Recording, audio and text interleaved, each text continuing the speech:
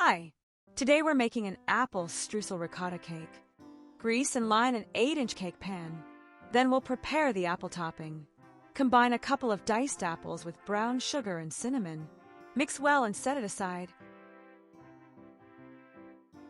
Next we'll prepare the streusel by combining flour, brown sugar, cinnamon, and butter.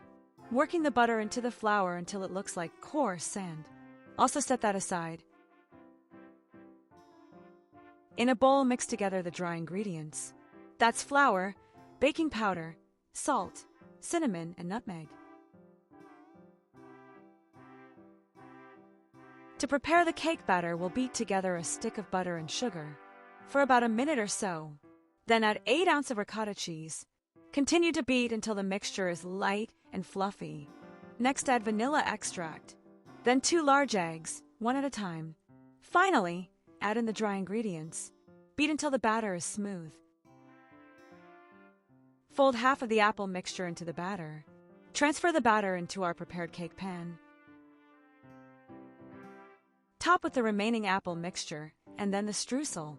Bake at 350 degrees Fahrenheit for about 50 to 65 minutes or until a tester comes out clean. Then let it cool in the pan for 15 to 20 minutes before turning onto a cooling rack.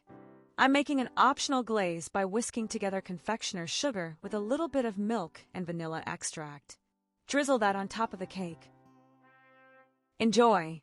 For this full recipe, tips, and more, visit crumbs.com.